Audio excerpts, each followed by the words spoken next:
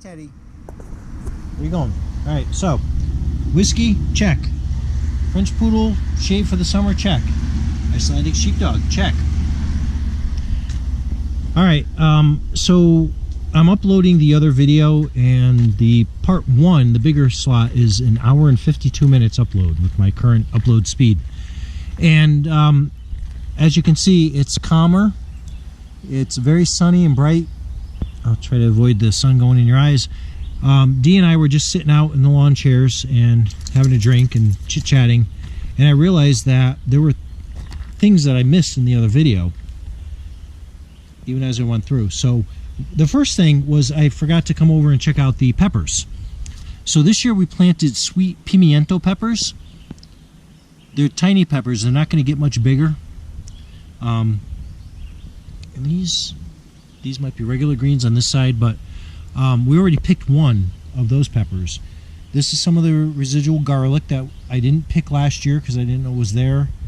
And over here is just some more onions just growing. So that's that part of the garden. As you see, the peppers, they still got flowers.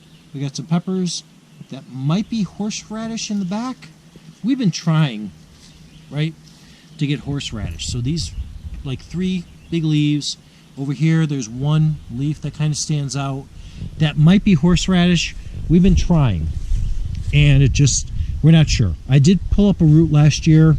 I split it, and I put part of it back. We'll see.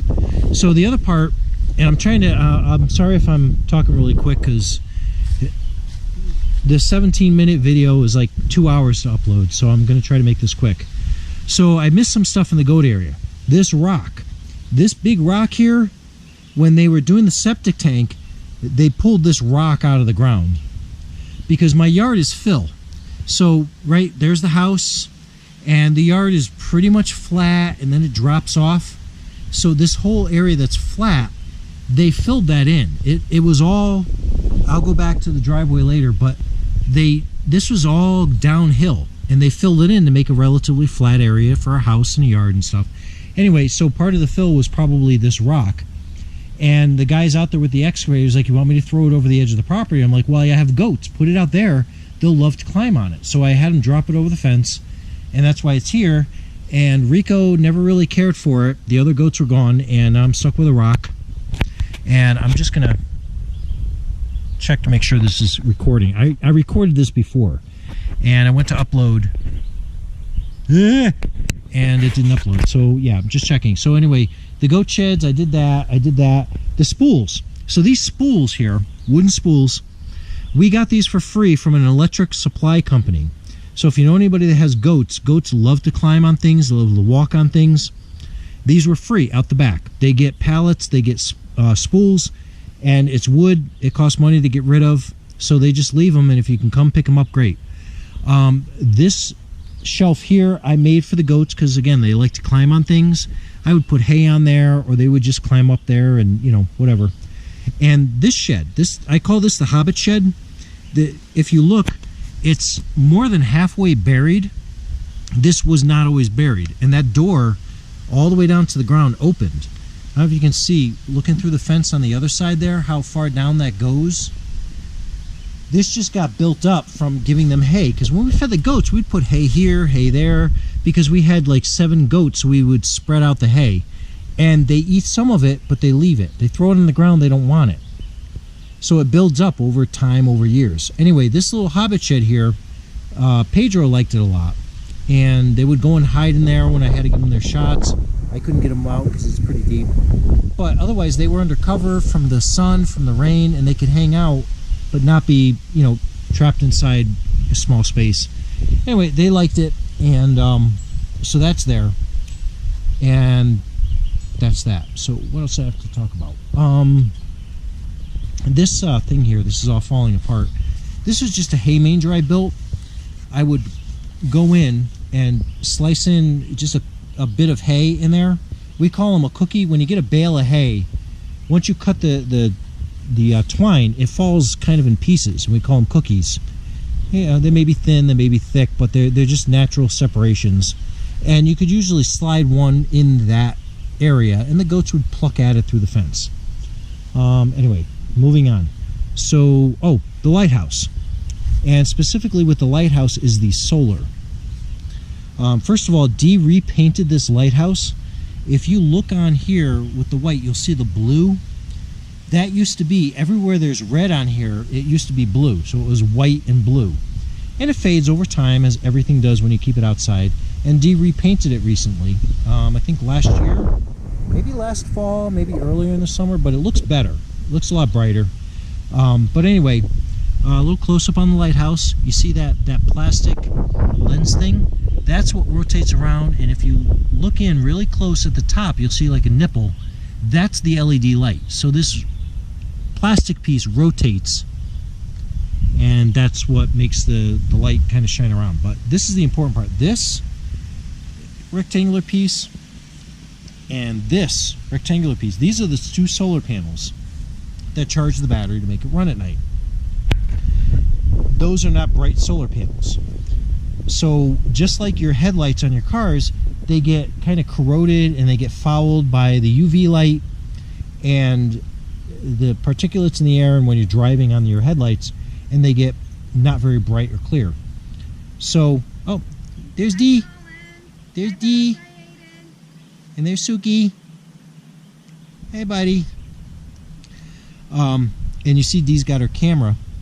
She was, we were out sitting on those chairs, and I looked up and I saw a hummingbird all the way, I'm just looking around, and all the way up on this maple tree, all the way up. You see that dead branch up there. I just happened to notice there was a hummingbird that landed up on a little branch. So Dee took a chance to run inside and grab the telescopic lens to get it, and she was actually able to get a couple of pictures. So these panels, you can clean them, and that's what I'm going to try, and I'm going to try to get it on camera.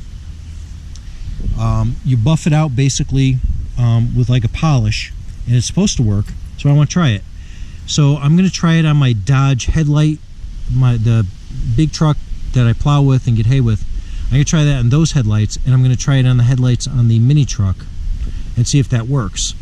And then I'm going to, if it works good, I'm going to go around to all the solar panels to try to get some more life out of these otherwise, you know, decent but cheaply made things, and see if I can go further. Another thing I forgot was these flowers here. These nice, bright, orange, beautiful things. These are marigolds.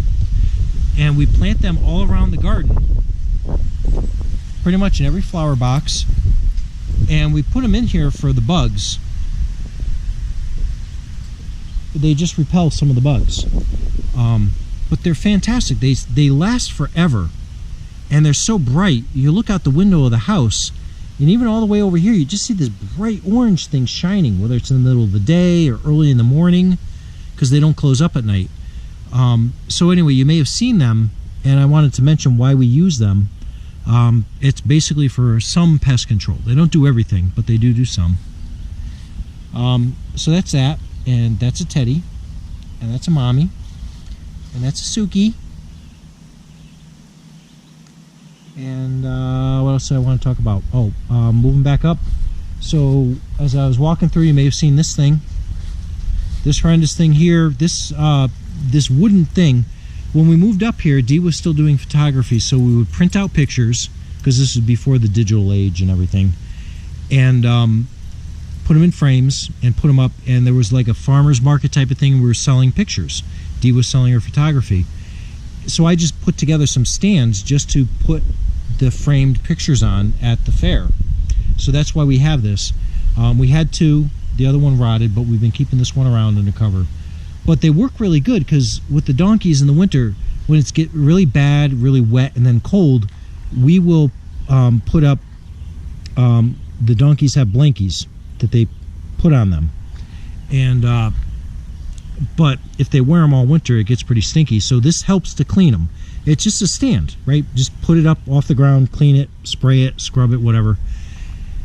We have it out because we have this rug here that was at the foot of our stairs, because we have a special kitty.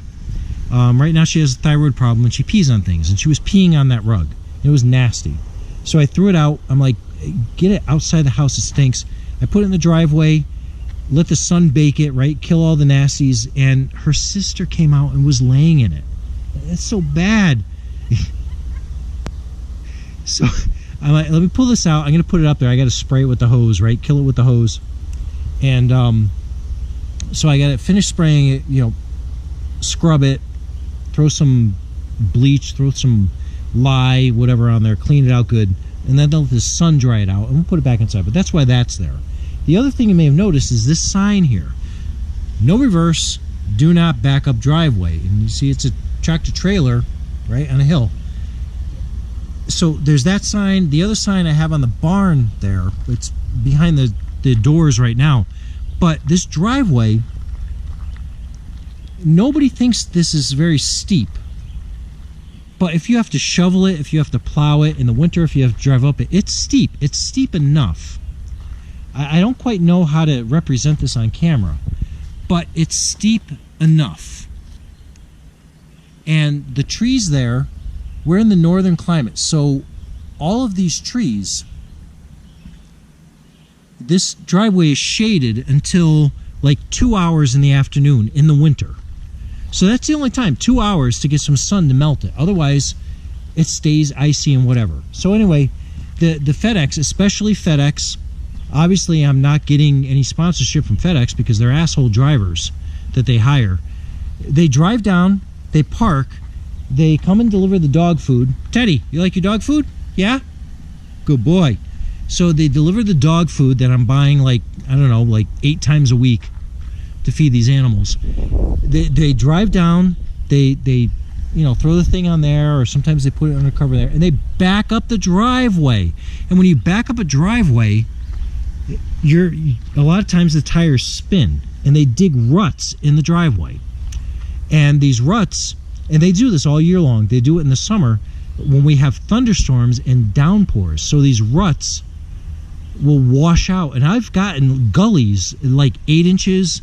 I have pictures somewhere with a ruler where I'm showing what the gullies got washed out, and it's because of these assholes.